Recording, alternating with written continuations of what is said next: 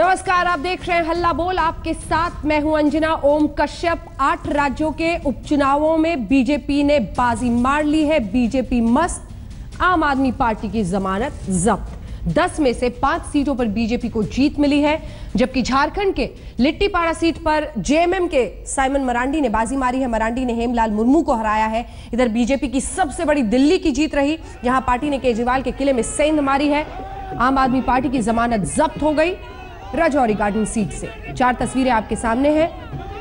अब सवाल यही कि आम आदमी पार्टी क्या समझे इसे। आने वाले एमसीडी चुनाव में जब राजनीति का सबसे बड़ा अखाड़ा बीजेपी और आम आदमी पार्टी के लिए दिल्ली के एमसीडी चुनाव बनेंगे, क्या ये उसकी झांकी है या फिर बीजेपी बेवजह ही एक सीट के साथ ज्यादा खुश होती दिखाई दे रही है। तस्वीरें लेकिन आपके सामने है। राजौरी गार्डन में जबरदस्त जीत मनजिंदर सिंह सिरसा की, और इसी के साथ आम आदमी पार्टी की जमानत जब्त।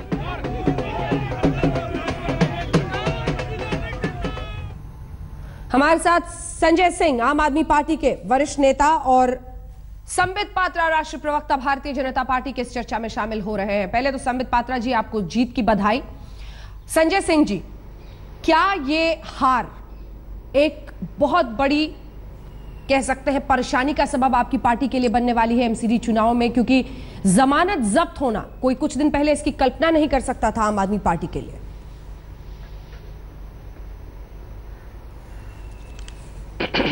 देखिए अंजना जी, हर चुनाव का अपना एक अलग महत्व होता है और हर चुनाव को अलग दृष्टि से देखना चाहिए। मुझे याद है कि जब दिल्ली में आम आदमी पार्टी की 67 सीटें आई थी विधानसभा के चुनाव में, उसके पहले यहां पर कैंट का चुनाव हुआ था, दिल्ली कैंट का चुनाव, जिसमें हम बुरी तरीके से हारे थे। लेकिन विधानसभा का चुनाव आया तो हमको 67 सीटें मिली। इसी तरीके से उत्तर प्रदेश में आपको याद होगा 73 सीटें भारतीय जनता पार्टी की आई थी। लेकिन उसके तुरंत बाद जब उपचुनाव हुए 11 सीटों पे, तो 8 सीटें भारतीय जनता पार्टी हार गई थी। तो हर चुनाव को अलग अलग नजरिए से देखना चाहिए। ये निश्चित रूप से ये उपचुनाव, मेरा अपना व्यक्तिगत तौर पे मानना है, पार्टी उसकी समीक्षा करेगी, लेकिन मेरा अपना व्यक्तिगत तौर पे मानना है कि क्यों किया राजौरी गार्डन में विधायक के इस्तीफा देने के कारण और पंजाब जाने के कारण, इस्तीफा देने के कारण और पंजाब जाने के कारण, चुनाव लड़ने के कारण एक नाराजगी उस क्षेत्र की जनता में थी, जिसका खामियाजा हमको भुगतना पड़ा। लोकतंत्र में अंतत्वगत्वा तो जनता ही मालिक है। उसने जो फैसला सुनाया है उसको हम सर माथे पे लेते हैं। नाराजगी थी, ठीक है। मैं ये समझता हूं कि जब एमसीडी का चुनाव होगा तो आपको नतीजे अलग दिखेंगे, क्योंकि 10 साल तक बीजेपी ने जो एमसीडी में किया है, जो उसका पूरा खाका है, जो उसका काला चिट्ठा है, वो सबके सामने आएगा। और जिस तरह से उन्होंने एमसीडी में 10 साल में जो आज गंदगी का साम्राज्य दिल्ली को बना दिया है, वो एक बड़ा मुद्दा होगा। तो एमसीडी के चुनाव में आप देखिएगा नतीजे आम आदमी पार्टी के पक्ष में आएंगे और ये चुनाव बिल्कुल अलग होगा। ठीक है।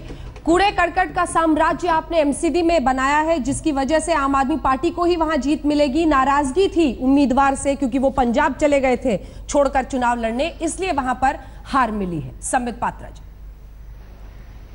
पहले तो अंजना जी, आपको भी, आपके दर्शकों को, और संजय जी आपको भी बैसाखी की बहुत बहुत शुभकामनाएं।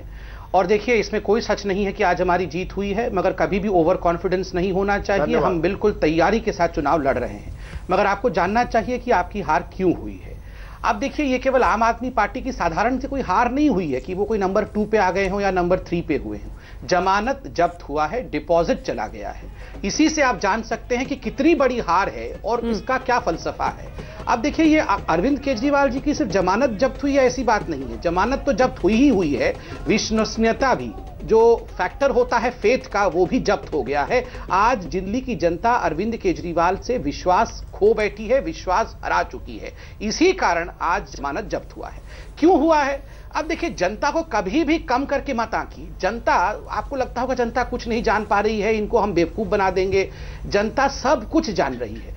अरविंद केजरीवाल जी ने अपने महत्वाकांक्षाओं को आगे रखा, जनता के जो सपने थे उसको पीछे रखा। रात रात मैं सीएम बन जाऊंगा और सुबह तक पीएम बन जाऊंगा। जब भी ऐसी सोच होती है कि रात रात तक किसी भी तरह में सीएम बन जाऊंगा और सुबह तक मैं पीएम बन जाऊंगा, तो कभी बीच में जाकर जमानत जब्त हो जाता है। क्योंकि जनता को लगता है अरे ये आदमी तो केवल और केवल अपने एम्बिशन की लड़ाई लड़ रहा है, अपनी महत्वाकांक्षा की लड़ाई लड़ रहा है, ये तो हमारे बारे में सोच ही नहीं रहा है। हाँ। और जहां तक मनीष सिसोदिया जी और संजय जी का कहना कि वहां का जो आम आदमी पार्टी का कैंडिडेट था, हाँ। वो पंजाब चला गया था इसलिए लोगों ने हरा दिया, ये तो अरविंद केजरीवाल भी पंजाब चले गए थे। अरविंद केजरीवाल जी कितने दिन दिल्ली में रहते हैं? खुद मनीष सिसोदिया जी ने पंजाब में जाकर कहा कि आप हमें वोट दीजिए, हम आपको अरविंद केजरीवाल दे देंगे। ये तो शुक्र है कि पंजाब के लोगों ने आपको वोट नहीं दिया, वरना तो अरविंद केजरीवाल वहां एक्सपोर्ट हो गए होते, वो आज दिल्ली में नहीं होते। तो इसी हिसाब से तो दिल्ली में अरविंद केजरीवाल जी को भी दिल्ली की जनता एमसीडी के चुनाव में निकाल देगी। अभी तो एक सीट पे जमानत जब्त हुआ है, 23 तारीख को 272 सीट पे जमानत जब्त। संजय सिंह जी, देखिए, पहली बात तो ये कि अगर संबित पात्रा जी इस चुनाव के रिजल्ट को अरविंद केजरीवाल के ऊपर दिया गया फैसला मान रहे हैं, तो उनको निश्चित रूप से मानना चाहिए कि जो 11 सीटों पर उपचुनाव हुए थे उत्तर प्रदेश में, जहां भाजपा की सीटें थीं, जहां पर उमा भारती के विधानसभा क्षेत्र में भारतीय जनता पार्टी चुनाव हारी थी, ठीक लोकसभा चुनाव के बाद अगर ये मोदी के ऊपर फैसला मान लेंगे आप, तो वो उससे आपको मुश्किल हो जाएगी, परेशानी हो जाएगी। इसलिए हम लोग उस बहस में नहीं पड़ते। मैंने आपको कहा कि निश्चित रूप से पार्टी इस हार की समीक्षा करेगी। मैं कह रहा हूं कि इसकी समीक्षा हम लोग करेंगे। व्यक्तिगत तौर पे मेरा जो अपना मानना है, वो विधायक के इस्तीफा देने के कारण वहां पर एक नाराजगी थी। हमने आपको उदाहरण दिया, कैंट का चुनाव हम दिल्ली में हारे थे, लेकिन विधानसभा में हमारी 67 सीटें आई। एमसीडी में किसके खिलाफ गुस्सा है? भारतीय जनता पार्टी के खिलाफ गुस्सा है। भारतीय जनता पार्टी ने खुद मान लिया है कि उनके पार्षद निकम्मे थे, नाकारा थे, और एक भी पार्षद को उन्होंने टिकट नहीं दिया। ये खुद भाजपा मान रही है। तो भाजपा खुद मैदान छोड़ के भाग गई, उन्होंने अपने लोगों को टिकट नहीं दिया। आप देखिएगा इसका खामियाजा जो 10 साल तक बीजेपी ने किया। 12 करोड़ की वेबसाइट बनाया, 58,000 में एक बंदर पकड़ रहे हैं, गंदगी का साम्राज्य दिल्ली को बना दिया। तो निश्चित रूप से दिल्ली की जनता अपना फैसला सुनाएगी, इंतजार। संजय जी, लेकिन प्रॉब्लम तो ये है ना, आप कह रहे हैं कि वो चले गए थे चुनाव छोड़ के, इसलिए नाराजगी है। क्यों छोड़ के चले गए? जब आप कहीं से चुनाव लड़ते हैं, आप उम्मीद देते हैं, वादे करते हैं, फिर आप छोड़कर चले जाते हैं, तो ये क्यों ना कहा जाए कि आप लोग भी इस तरह से, क्योंकि इससे पहले भी एक बार यही सवाल उठा था, तो आपको देश को बताना पड़ा था, दिल्ली को बताना पड़ा था, 5 साल केजरीवाल यानी 5 साल टिकेंगे। आपके एमएलए छोड़कर चले जाते हैं बीच में कि नहीं भाई अब तो हमको पंजाब में जीत हासिल करनी है। तो ये सत्ता के लिए वहां के लोगों को इस तरह से दुखी करना भी तो राजनीति का बड़ा अच्छा चेहरा नहीं है, जिसको आप कह रहे हैं उसकी वजह से हो गया। क्यों छोड़ के गए? नहीं, निश्चित रूप से आपकी बात बिल्कुल सही है। अगर हम लोगों ने उस सीट को इस्तीफा दे के और खाली न किया होता, तो आज ये परिणाम नहीं आते। तो अगर हमने गलती न की होती तो हम हारते क्यों? गलती की है हमने, ये मैं मान रहा हूं। ठीक है, कि अगर हमारी गलती नहीं हुई होती तो हम हारते गलती कह रहे हैं। लेकिन जो 10 साल तक एमसीडी ने बीजेपी ने जो एमसीडी में गलती की है, उसकी सजा उसको 23 अप्रैल को जनता सुनाएगी। संबित जी, देखिए, ये तो संजय जी मान रहे हैं कि उनसे गलती हो गई, और वो बोल रहे हैं कि हम लोग इस पर चिंतन भी करेंगे। मगर मेरा बड़ा सीधा सवाल भी है, और ये जनता भी आजकल बड़ा चुटकी लेके पूछ रही है कि ये चिंतन कब करेंगे? गाली गलौज से फुर्सत मिलेगा, दूसरों को चोर इत्यादि बताने से फुर्सत मिलेगा, मोदी जी के खिलाफ ट्वीट इत्यादि करने से फुर्सत मिलेगा, तब तो जाके ये चिंतन करेंगे, वरना चिंतन कब करेंगे ये आप बताइए। दूसरी बात, इन्होंने कहा हम बंदर पकड़ रहे हैं। अरे हम कब बंदर पकड़ रहे हैं? वो तो हम साधारण जनता को बंदर के मिनेज से बचा रहे हैं। आप 1 करोड़ रुपए का समोसा खा गए, 4 करोड़ रुपए आप अपनी इज्जत बचाने के लिए एक प्राइवेट लॉयर को दे रहे हैं, 97 करोड़ रुपए का एडवर्टाइजमेंट कर रहे हैं खुद का, ये सब भी तो जनता देख रही है। और तीसरी बात, देखिए, मैं एक मेडिकल का छात्र हूं। जब हम लोग बायोलॉजी क्लास में जाते थे तो हम लोग के वहां एक चूहा बांध के, आजकल अलाउड नहीं है, पहले चूहा बांध के रखते थे, उस पर ऑपरेशन करके सीखते थे कि अच्छा बड़े होकर ऐसे ऑपरेशन करेंगे। तो इन्होंने चूहा के रूप में, गिनी पिग के रूप में दिल्ली को बांध रखा था कि दिल्ली में ऑपरेशन करके सीखेंगे कि पीएम बनने के बाद कैसा करेगा, अभी तब तक हम लड़ाई करेंगे। तो अब इस गिनी पिग ने जवाब दिया है कि हम गिनी पिग नहीं हैं भैया, हम वो चूहा नहीं है जिस पे आप एक्सपेरिमेंट करेंगे, हम आपको हटा देंगे। ठीक है संजय जी, क्या ये सिर्फ एक एक्सपेरिमेंट, मतलब जैसा कि आपने कहा कि नाराजगी सीट छोड़कर दूसरी जगह चुनाव लड़ने से है, या फिर वो प्लेट जिसका दाम सामने आया 12,000 16,000, समोसे भारी पड़ गए, ये सब भी क्या एक ऐसी हवा बनी कि ये तो आम आदमी की पार्टी थी, ये क्या हो गया?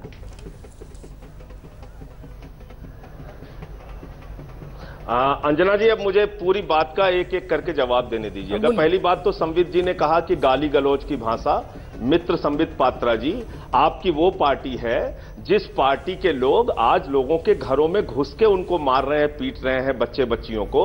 वो पार्टी है जहां बाप और बेटी साथ में जा रहे हैं, उनको रोमियो कह के मारा जा रहा है, पति पत्नी जनपथ लखनऊ मार्केट में मारे जा रहे हैं। आप पहले अपनी पार्टी के लोगों को गाली गलौज की भाषा से दूर कीजिए, लड़ाई झगड़े से दूर कीजिए। नंबर एक, उसका चरित्र सुधारने की जरूरत है, पहली बात। दूसरी बात, जहां तक आपने थाली की और समोसे की और विज्ञापन की बात की, एक एक करके मैं जवाब दूंगा, इसका जवाब दीजिएगा, बात को टालिएगा मत। पहली बात तो यह कि जिस 12,000 की थाली की बात कर रहे हैं, उस पर रोक लगाने का काम किसने किया? दिल्ली के उप मुख्यमंत्री मनीष सिसोदिया ने किया। एक भी रुपए का भुगतान थाली के नाम पर नहीं हुआ है। वो पार्टी के लोग सवाल उठा रहे हैं जो 5,000 की पूजा की थाली मंगाते हैं, जो 14,000 में कंप्यूटर मंगाते हैं। नंबर एक। दूसरी बात, आपने 97 करोड़ के विज्ञापन की बात कही।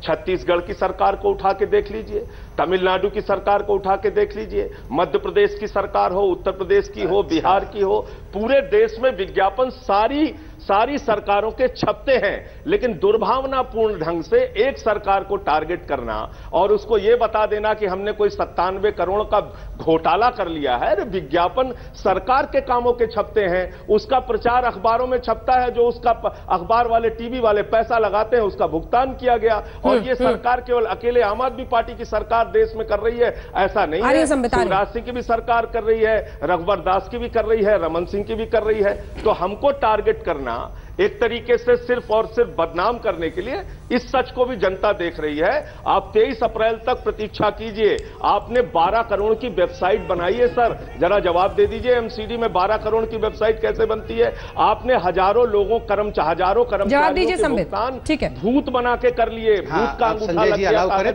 और एमसीडी ने करोड़ों रुपए का भुगतान कर लिया। आप मित्र इसका जरा, हाँ जी बिल्कुल बताइए। हाँ, देखिए, नंबर 1 मैं आपको बिल्कुल दिल खोल के बताता हूं क्या हुआ है। अंजना जी जब नए नए आम आदमी पार्टी वाले आए, लोगों को बड़ा अच्छा लगा। क्यों अच्छा लगा? वो याद है, वो टूटा हुआ एक तो ब्लू रंग का वैगनार कार था, उसमें आधा लटक के आते थे अरविंद जी कि मैं तो साधारण, लोगों को लगा अरे देखो ये तो अपने ही घर जैसा है। उसके बाद वो कहाँ गई वो कार पता नहीं। फिर कोई रिक्शा में आता था, उसके पीछे कोई लटक के आ रहा होता था उनका मंत्री, हमारे पास कुछ नहीं है। उसके बाद आप देखिए कुछ नहीं है, रिक्शा भी नहीं था, अब बोल रहे सब कुछ हमारा है, ये बंगला भी हमारा, ये घर भी हमारा, ये जमीन भी हमारी, सब कुछ। समोसा खाया 1 करोड़ का। अब ये बोल रहे थे हमने थाली खा लिया, पैसा नहीं दिया। अरे खा लिया है ना, 12,000 का थाली खा लिया है, और खाने के बाद वो पैसा चढ़ गया है दिल्ली के अकाउंट में।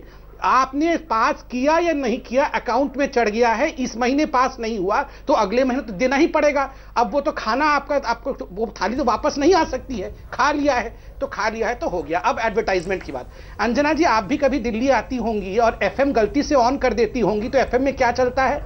मैं छत्तीसगढ़ जाता हूं तो वहां नहीं सुनता हूं, मध्य प्रदेश और तमिलनाडु में नहीं सुनता हूं। यहां एफएम ऑन करते ही मैं अरविंद केजरीवाल बोल रहा हूं जी, ये सब चोर है, ये डकैत हैं, मैं ही सबसे भगवान हूं। और उसके बाद 24 घंटे ये सब किसके पैसे से? ये चोर है, वो डकैत है। आपने एक बार भी बोला कि डेंगू हो गया है जी, मच्छरदानी टांग लो? नहीं, ये चोर हैं। डेंगू जब हो रहा था तब भी यही बोल रहे थे। डेंगू की बात एक बार भी नहीं कि छोटे बच्चे मारे गए, मेरे उड़ीसा के ही, उनके माँ बाप ने कूद के छत से सुसाइड कर लिया पटपड़गंज में, आपको याद है। हाँ। उस समय भी मच्छरदानी की बात एक बार नहीं की। जनता के पैसा से क्या बात किया? ये चोर है जी, वो चोर है जी, उनको वोट मत देना जी। संजय जी जवाब दे। यही चल रहा था, 97 करोड़ उसी में खर्चा कर दिया। संजय जी इसका जवाब दे। देखिए, हमने तो जवाब दिया, इन्होंने 12 करोड़ की वेबसाइट पे कोई जवाब नहीं दिया। भूत के नाम पे कैसे ये पैसा निकाल लेते हैं एमसीडी के कर्मचारियों का, उस पे कोई जवाब नहीं दे रहे। फिर जवाब दे रहा हूं, इनकी बात का ही जवाब दे रहा हूं। एक भी विज्ञापन अगर एफएम रेडियो का, संबित पात्रा जी आपके चैनल पे कल फिर से आ जाएं और किसी को हमने चोर कहा हो, किसी को डकैत कहा हो, अगर ऐसा ये विज्ञापन दिखा देंगे, आपके चैनल पे आके गलती मानूंगा। नंबर 1 बात। अभी दिखा दूसरी बात जो मैंने कहा उस पर जवाब नहीं दिया इन्होंने। मध्य प्रदेश की सरकार का विज्ञापन दिल्ली में छपा है, मध्य राजस्थान की सरकार का विज्ञापन दिल्ली में छपा है, झारखंड की सरकार का विज्ञापन, छत्तीसगढ़ की सरकार का विज्ञापन, तमिलनाडु की सरकार का विज्ञापन, केरला की, पूरे देश की सरकारों का विज्ञापन पूरे देश में छपता है। अकेले आम आदमी पार्टी के ऊपर यह मामला बनाकर और आप एक रिपोर्ट सामने लेके आ जाते हैं और उस पर आप भ्रष्टाचार का आरोप लगा रहे हैं। थाली की बात आप फिर दोहरा रहे हैं। मैं फिर कह रहा हूं, 14 महीने से हमने वो थाली का भुगतान रोका है और जब तक आम आदमी पार्टी की सरकार रहेगी 1 रुपए का भी भुगतान 12,000 की थाली का नहीं होगा। हम वो लोग नहीं है जो 12,000 5,000 की पूजा की थाली और 14,000 के कंप्यूटर का भुगतान करते हैं किराए का। शहीदों के ताबूत में घोटाले का आरोप जिन लोगों के ऊपर लग चुका है वो हमको अगर शिक्षा दे रहे हैं। भ्रष्टाचार के खिलाफ हमेशा हमने आवाज उठाई है, लड़ते हैं और आगे भी लड़ते रहेंगे। आपके झूठे आरोप लगा देने से अरविंद केजरीवाल या आम आदमी पार्टी कोई भ्रष्टाचारी नहीं हो जाएगी। जनता सारा सच देख रही है, समझ रही है। रोज आप सीबीआई के छापे करवाते हैं, रोज आप पुलिस से मुकदमे लिखवाते हैं 15-15 विधायकों के खिलाफ। हाँ। आप कर सकते हैं। आपका संबित जवाब देना चाह रहे, छोटा सा जवाब। ब्रेक पर जाना सर, ब्रेक पर जाना। कार्यालय नहीं मिलना चाहिए दिल्ली में, ब्रेक पर जाना। कार्यालय का आवंटन देखिए, जानबूझ के आप लोग टारगेट कर रहे हैं, जानबूझ के टारगेट कर रहे हैं आम आदमी पार्टी को। मुझे एक चैलेंज इन्होंने किया कि आप दिखा दीजिए किसको हमने अपशब्द कहे होंगे। अंजना जी, आप खुद बैठी हुई हैं, आप बताइए, आपने कभी सुना है कि कोई पॉलिटिकल पार्टी किसी टीवी चैनल के विषय में अखबार में इश्तिहार छापता है और उसको खराब शब्द कहते हैं? क्या कहा है आप ही के चैनल के लिए इन्होंने करोड़ों रुपए खर्च करके जनता का, आप खुद जानती हैं इस बात को। तो ये तो वो लोग हैं जो जनता के पैसा को अपना मानते हैं, राम नाम जपना, पराया माल अपना, ये इनका मेन मकसद है। दूसरी बात है, इन्होंने क्या कहा, तमिलनाडु का छपता है, महाराष्ट्र का छपता है। हम सब दिल्ली में रहते हैं, अखबार पढ़ते हैं। कितनी बार आपने महाराष्ट्र का देख लिया या तमिलनाडु का देख लिया? मैं तो रोज कहीं ना कहीं अरविंद केजरीवाल जी को देख लेता हूं। करोड़ों रुपए दिल्ली का, आप तो यूनियन टेरिटरी हैं, वो तो स्टेट है, फुल फ्लेजेड स्टेट। तीसरी बात, आपने क्या कहा, 12,000 रुपए का खा लिया है मगर भुगतान हम नहीं करेंगे। मतलब जो बीजेपी की सरकार आएगी अगली बार तो भुगतान वो करेगी। भैया ये तो बढ़िया है, खाना आपने खा लिया, भुगतान हम करेंगे, पैसा तो जनता का ही जाएगा ना। मतलब भुगतान तो एक दिन करना पड़ेगा। दादागिरी है क्या? किसी का पैसा खा लिया, पैसा नहीं देंगे, ये तो दादागिरी। फिर वो कोर्ट चला जाएगा, फिर वो कोर्ट चला जाएगा, बोलेगा पैसा कहां जाएगा, फिर बीजेपी की सरकार देगी। कौन? आपके बाद तो हम ही आने वाले हैं ना, पता नहीं आप कितने दिन रहेंगे, ये वो तो अलग बात है, मगर हम ही करेंगे भुगतान। तो जनता के ही पॉकेट से भुगतान होगा ना। ये बताइए, खा लिया खाना, अब बोल रहे भुगतान नहीं करेंगे। हारून यूसुफ जी भी हमारे साथ जुड़ गए हैं, लेकिन हारून यूसुफ जी, बहुत मेहनत की, बहुत दम लगाया, बहुत इस बार कड़क तरीके से प्रचार किया, तो नंबर 2 पर किसी तरह से पहुंचे इस चुनाव में। किसकी जीत है ये? क्या आम आदमी पार्टी की बड़ी हार है या बीजेपी की बड़ी जीत है?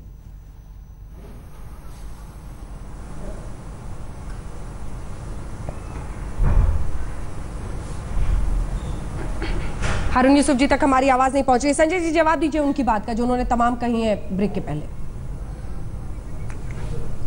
जी आ रही है जी देखिए, पहली बात तो बार बार ये थाली वाला सवाल पूछ रहे हैं, मैं बता रहा हूं आपको। पहली बात तो ये कि 14 महीने तक इस गलत पेमेंट को रोकने की सरकार का काम क्या होता है? सरकार में बैठे हुए लोगों का काम है, कहीं भी कुछ गलत हो रहा है उस पर रोक लगाई जाए। नहीं, वो तो ठीक है सर, लेकिन पैसा कौन देगा अंततः पैसा कौन देगा? आपकी मंशा नहीं देंगे ना, उसको देना ही नहीं पड़ेगा। गलत ढंग से कोई भुगतान बना के भेज दे तो भुगतान करना कोई सरकार के लिए बाध्यकारी थोड़ी है, पहली बात। लेकिन जिस होटल का हुआ है सर, ये तो उसके साथ नाइंसाफी है ना। नेता दिलीप सिंह जूदेव कहते हैं, मतलब फ्री का खाना खा लिया, खुदा तो नहीं, लेकिन खुदा से कम नहीं, पैसा खुदा तो नहीं, खुदा से कम नहीं। राष्ट्रीय अध्यक्ष इनके बंगारू लक्ष्मण जी रक्षा सौदे में दलाली करते हुए कैमरे पे पकड़े जाते हैं। ये वो पार्टी है जो शहीदों के ताबूत में घोटाला करती है। ये वो पार्टी है जिस पार्टी के नेता कोयला घोटाले तक में इनके नेताओं का रमन सिंह से लेकर वसुंधरा राजे तक का नाम आया।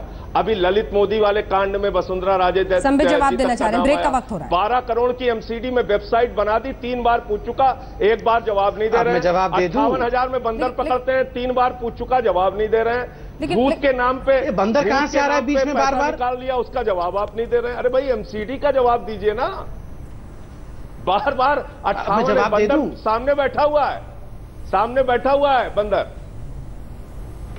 अच्छा, मुझे पता नहीं किसको बोल रहे हैं आप। जी जवाब मैं जवाब दे सकता हूं क्या?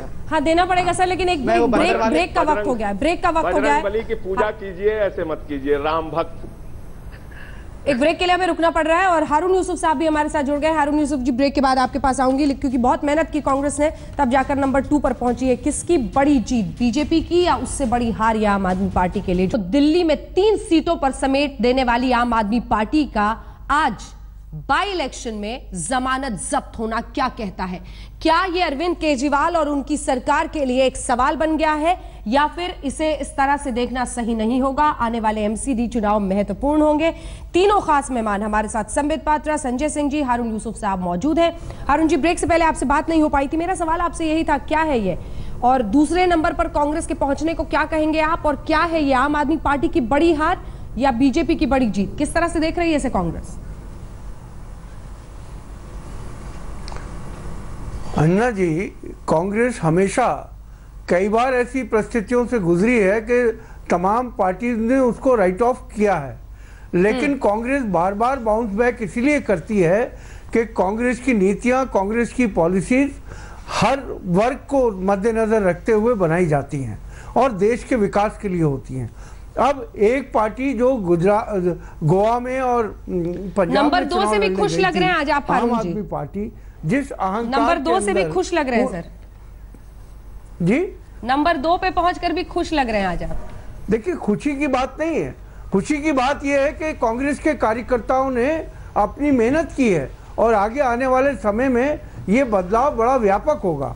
आज 67 सीटों वाली पार्टी, अब रजौरी गार्डन का अगर चुनाव हार जाती है तो उससे पहले गोवा में सफाया हुआ था, पंजाब में सफाया हुआ था। और संबित पात्रा जी बहुत मुस्कुरा रहे हैं। मैं संबित जी को ये कहना चाहूँगा, ये तमाम चीज़ें, ये देश की जनता बड़ी महान है। अहंकार और झूठे वादों के साथ थोड़े दिन साथ चल सकती है, लेकिन उसके बाद जब निर्णय लेती है तो आज जो हाल आम आदमी पार्टी का हुआ है, कल के लिए आप भी तैयार हैं। संबित? नहीं हारून साहब, मैं तो इसलिए मुस्कुरा रहा था कि बड़े दिनों बाद आपको टीवी पे देखा, अच्छा लगा, आपको भी बैसाखी की बधाइयां। मगर मैं थोड़ा हंसने लगा था मन ही मन में जब आपने कहा कि कांग्रेस में ऐसी बहुत परिस्थितियां पहले भी आई हैं मगर कांग्रेस बाउंस बैक कर गया। वो इसलिए बाउंस बैक कर गया क्योंकि उस समय राहुल गांधी नहीं थे। अब जरा सोचिए, आपके जो अब सिरोधार्य हैं, जो आपको अब लीड करते हैं, वो राहुल गांधी है। ऐसे में आप बाउंस बैक कर जाएंगे? आप सोच के देखिए, आप भी इसका जवाब जानते हैं। मैं तो हर बार कहता हूं कि कांग्रेस के प्रवक्ताओं को बहुत बहुत साधुवाद। वो जो दिल पे पत्थर रख के, भारी पत्थर रख के बोलते हैं ना कि हम सब बढ़िया कर लेंगे, राहुल गांधी हमारे नेता है। नहीं, क्योंकि वो तो और आप मत डराइए, हो गया, ऑलरेडी डरे हुए हैं। नहीं, ऑलरेडी बहुत डरे हुए हैं। और आप राहुल गांधी से मत डराइए, आप बहुत अच्छे व्यक्ति हैं, हम सब आपको पसंद करते हैं। ये जो दिल पे पत्थर रख के आप राहुल गांधी जी की बड़ाई करते हैं, ये काबिले तारीफ है। देखिए, नंबर 2 पे भी आके आप लोग आज खुशी महसूस कर रहे हैं। जरा सोचिए, कहां से कहां तक का सफर आपने तय किया है और ये क्यों किया है? ये इसलिए किया है क्योंकि जनता के एस्पिरेशंस को नहीं, उनके सपनों को नहीं, अपने जेब भरने के लिए आप लोगों ने दिन रात, आपसे ताल्लुक नहीं है, आपसे कांग्रेस से ताल्लुक है कि कांग्रेस ने अपना जेब भरना ये सबसे महत्वपूर्ण सोचा, इसलिए जनता ने उन्हें बाहर किया। करप्शन की लड़ाई को लेकर आम आदमी पार्टी भी सामने आई थी, मगर सबसे, इतिहास गवाह है कि सबसे कम समय में, 1 वर्ष में उनके सबसे बड़ा एक खंड, जो कैबिनेट मिनिस्टर, कितने उनको रेजिग्नेशन देना पड़ा करप्शन के कारण। आप देखिए, चाहे असीम अहमद हो, चाहे सत्येंद्र जैन पे आज केस चल रहा है, जितेंद्र तोमर हो, इतना तो पूरे विश्व में 6 मंत्री हैं, उसमें से आधे चले गए 1 साल के अंदर करप्शन के कारण। तो आप बताइए, ये ऐसा तो वर्ल्ड रिकॉर्ड कभी नहीं हुआ था। इसी का नतीजा आज ये सब हो रहा है। बोल के कुछ आए थे, कर कुछ और रहे हैं। और मोदी गेट पे भी बात कर लीजिए, व्यापम पे तो इस्तीफा कराते नहीं है। व्यापम का भी सोच, उसका भी जिक्र कर लिया कीजिए।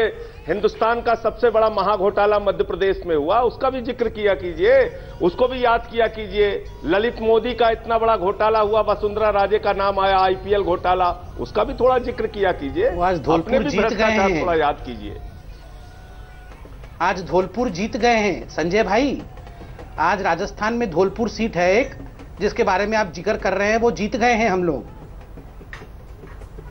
तो वसुंधरा राजे को क्लीन चिट मिल गया, वसुंधरा राजे को क्लीन चिट मिल गया उससे आईपीएल घोटाले में। ललित मोदी पूरी तरीके से पाक साफ हो गए धौलपुर जीतने से। व्यापम का दाग मिट गया। देखिए, मैं इसका उत्तर देता हूं। मध्य प्रदेश में आप जीत गए तो नहीं, मैं इसका उत्तर देता हूं। अंजना जी, पहली बात है, मैं आपके इस बात से, उत्तर एमसीडी वाला अभी तक नहीं दिया संबित भाई। 12 करोड़ की वेबसाइट का तो दे दीजिए। मैं सबका उत्तर दूंगा भाई। अंजना जी, मैं इस बात से सहमत हूं कि कभी भी अहंकारी नहीं होना चाहिए। आज हमारी एक सीट पे जीत हुई है। मैंने शुरू में ही कहा था कि ओवर कॉन्फिडेंस कतई नहीं होना चाहिए, और आपके टीवी चैनल के माध्यम से जो हमारे कार्यकर्ता बहुत मेहनत जमीन पर कर रहे हैं, उनको उसी शिद्दत के साथ मेहनत करनी चाहिए, और कर ही रहे हैं। वो जानते हैं भाजपा का कोई भी कार्यकर्ता कभी ओवर कॉन्फिडेंट नहीं होता है, और एक कतरा मात्र का भी हम अहंकारी नहीं बनेंगे, मैं आपको आज आश्वासित कर रहा हूं। मगर सिर्फ आम आदमी पार्टी की जो असली चेहरा है, वो चेहरा जनता के सामने रखना अनिवार्य था, और जनता बुद्धिमान है। ये संजय भाई, ये साधारण हार नहीं है। जमानत जब्त हो जाना, जबकि आप अभी 1-1.5 साल पहले जिस प्रकार की जीत पे आप आए थे, वो जीत अपने आप में अद्वितीय था। ये इतिहास में नहीं हुआ था। 1.5 साल के अंदर जमानत जब्त हुआ, तो आप ये सोचिए कि कितनी बड़ी गलती अरविंद केजरीवाल से हुई है। अरविंद केजरीवाल ने दिल्ली को क्या सोच रखा था कि दिल्ली की जनता के ऊपर एक्सपेरिमेंट करूंगा और जाके प्राइम मिनिस्टर बन जाऊंगा। प्राइम मिनिस्टर बनने के लिए तपस्या करना होता है साहब। ऐसे 2-4 दिन की राजनीति करके प्राइम मिनिस्टर नहीं बनते हैं। बहुत धूप में सीखना होता है, पेड़ के नीचे तपस्या करना होता है, जनता के चरणों की सेवा करनी होती है, तब जाके राजनीति में कोई आदमी आगे बढ़ता है। ये आप लोगों ने सोचा ये मोहल्ला क्लिनिक, मैं तो कहता हो हल्ला क्लिनिक। ये हो हल्ला करके कि हमने ऐसा कर दिया, वाशिंगटन पोस्ट ने छाप दिया, और 4 दिन बाद अब हमें प्राइम मिनिस्टर बना दो जी, ऐसे नहीं होता है। एक सेकंड, क्या निजी महत्वाकांक्षाओं की वजह से ये हो रहा है? इसका जवाब मैं लूंगी, लेकिन एक बड़ी खबर इस वक्त आ रही है। उत्तर प्रदेश चुनाव आयोग ने मांग की है, और जो मांग सीईसी को चिट्ठी के जरिए की गई है, उसमें 2006 के बाद के ईवीएम की मांग उन्होंने की है। यानी उससे पहले के जो ईवीएम है उन्हें हटाकर जुलाई में नगर निकाय चुनाव के लिए यह मांग की गई है। नगर निकाय चुनाव होने हैं जुलाई में उत्तर प्रदेश में, और पुरानी ईवीएम के इस्तेमाल को खारिज किया है, जो पुरानी मशीन्स थी।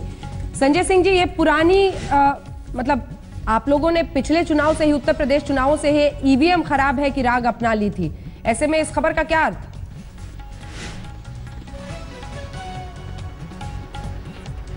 देखिए, ये राग हमने कोई अपना लिया ऐसा नहीं है। कल देश की तमाम राजनीतिक पार्टियों ने, कांग्रेस ने, सीपीएम ने, सीपीआई ने, बीएसपी ने, सपा ने, सारी पॉलिटिकल पार्टीज ने जाकर राष्ट्रपति को ज्ञापन दिया है।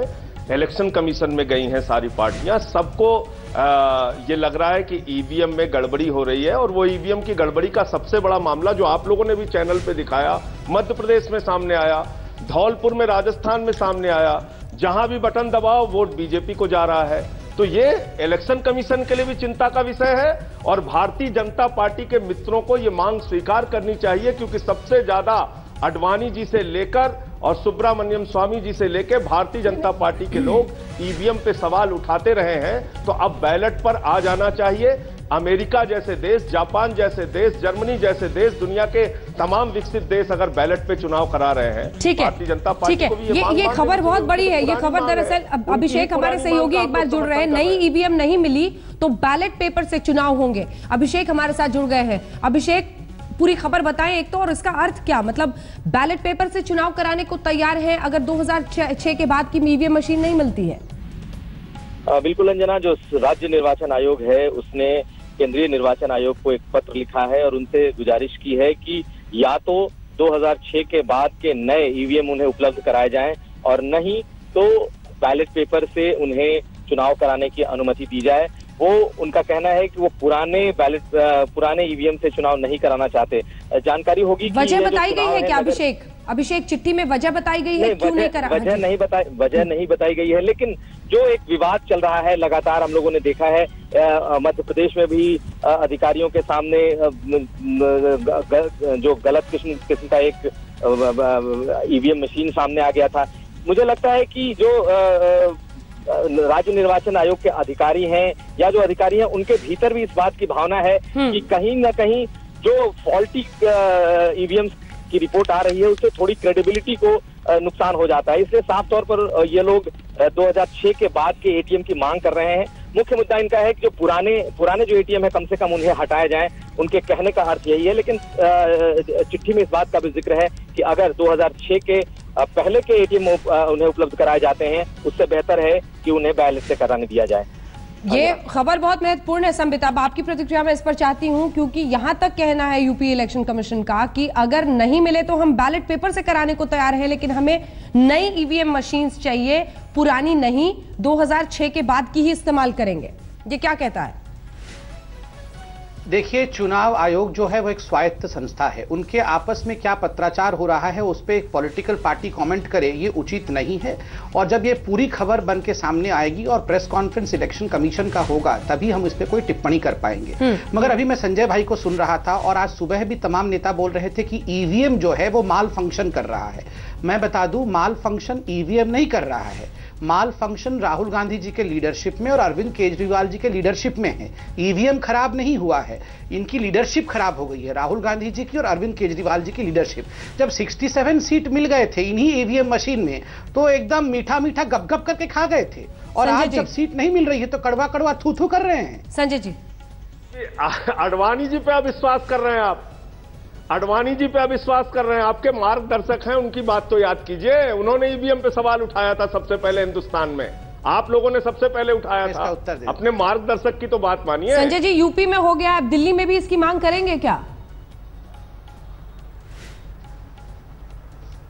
देखिए अंजना जी, उत्तर प्रदेश में पहली बात तो नगर पालिका के चुनाव बैलेट पेपर से ही होते हैं। नगर निगम के चुनाव वहां पर ईवीएम से होते थे। अब मुझे लगता है कि नगर निगम के चुनाव भी बैलेट पेपर से कराने के लिए अगर राज्य निर्वाचन आयोग ने लिखा है तो निश्चित रूप से यह स्वागत योग्य कदम है। और दिल्ली में भी हमारी मांग है कि अगर ईवीएम मशीन वीवीपैट के साथ नहीं आती है, नई मशीनें नहीं आती हैं, राजस्थान की मशीनों से दिल्ली के चुनाव न कराए जाएं, फिर बैलेट पेपर से कराया जाए। थोड़े दिन आगे चुनाव बढ़ाने पड़ते हैं तो बढ़ा दीजिए, लेकिन निष्पक्षता होनी चाहिए, लोगों का विश्वास होना चाहिए, पॉलिटिकल पार्टीज का यकीन और भरोसा होना चाहिए कि जिस चुनावी प्रक्रिया में इलेक्शन कमीशन जा रहा है, पार्टियां जा रही हैं, वो भरोसेमंद है। आपकी आवाज भी शामिल रहेगी इस मांग में संबित जी? देखिए, मैं आपको बता दूं, टेक्निकली इन्होंने ये मांग ऑलरेडी कर दिया है। इन्होंने ये मांग इलेक्शन कमीशन को किया था, इलेक्शन कमीशन ने एक चिट्ठी लिख के इस मांग को खारिज भी कर दी है। और वो तमाम कारण कि ईवीएम किस प्रकार हैक नहीं हो सकता है, वो तमाम 7 या 8 बिंदु से निर्वाचन आयोग ने ये कहा है सीसी को चिट्ठी लिखकर कि हमें या तो 2006 के बाद की ईवीएम दीजिए या फिर हम बैलेट पेपर से चुनाव कराने को तैयार हैं। निकाय चुनाव, वहां पर नगर निगम के होने हैं चुनाव, उसके बारे में। संबित पात्रा जी, आपकी आवाज साफ समझ नहीं पाई, आपकी लाइन। क्या अगर ऐसी मांग होती है बैलेट पेपर से वोटिंग हो, और दिल्ली में भी वो कर रहे हैं, आप हैं उस फैसले के साथ? आपको लगता है कि ये जायज मांग है? अगर देखिए, जहां तक इस मांग का सवाल है, आम आदमी पार्टी ने ये मांग रख दी थी। हाँ। आज से लगभग 5-7 दिन पहले आम आदमी पार्टी ने लिखित रूप से ये मांग जो है इलेक्शन कमीशन, जो दिल्ली निर्वाचन आयोग है, वो हम उसके जानते सामने हैं। रखा था। दिल्ली निर्वाचन आयोग ने उसे ठुकरा दिया है। नहीं, हमने सब कुछ निर्वाचन आयोग पे छोड़ा हुआ है। हम कभी निर्वाचन आयोग पे सवाल नहीं उठाते हैं। और आप याद करिए, अभी जो आडवाणी जी की बात उठाई जा रही है, उस समय हमने इलेक्टोरल रिफॉर्म की बात की थी। हमने ये नहीं कहा था कि चुनाव जो हो रहे हैं वो गलत हो रहे हैं। हमने कहा था कि इलेक्टोरल मशीन पे बोला था, नतीजा रहा कि वीवीपीएटी, हाँ, हमारे बोलने के कारण ही इलेक्टोरल रिफॉर्म, मतलब ईवीएम रिफॉर्म हुआ और वीवीपीएटी लगा। आपने कहा था ईवीएम गड़बड़ है, घोटाला होता है। बता रहा हूँ, पूरा किताब पढ़ा है मैंने, बता ली, सुन रहा। अरे उसी मशीन से आपका दिल्ली का चुनाव हुआ, उस समय तो पूरा 67 सीट हथिया लिया। वो 67 सीट ठीक था, उस समय आडवाणी जी याद नहीं आ रहे थे। वो 67 सीट जब मिला उस समय आडवाणी जी याद नहीं आ रहे थे। जब जमानत जब्त हो गया तो आडवाणी जी याद आ गए। समर्थन कर रहे हैं। जब 67 सीट मिला तो आडवाणी जी की किताब नहीं पढ़ा, और जब 0 सीट मिल रहा है तो एकदम आडवाणी जी याद आए। आपके मार्गदर्शक हैं आडवाणी जी, आप आडवाणी को भूल रहे हैं। हाँ, हमारे तो है, हमेशा रहेंगे। मगर आपने तब मार्गदर्शक क्यों नहीं माना था? हारून जी, आपके मार्गदर्शक हैं, उन्होंने उन्होंने वो हमारे मार्गदर्शक है। हमें कोई हम उनको पढ़ते हैं, मानते हैं। आप अपने मार्गदर्शक हारून जी की चिंता करिए। बहुत देर से सब लोग बोल रहे हैं, डेमोक्रेसी एट रिस्क। हारून यूसुफ जी, अब इनको चुप कराइए। अंजना जी, कांग्रेस पार्टी और 16 पॉलिटिकल पार्टीज ने इस बात पे आपत्ति जताई थी कि ईवीएम्स की फंक्शनिंग पे लोगों को शंका है। हाँ। और इलेक्शन कमीशन एक टोटली इम्पार्शियल बॉडी है, ऑटोनोमस बॉडी है, और वो चुनाव देश में कराती है और देश के लोगों का विश्वास है उस पर।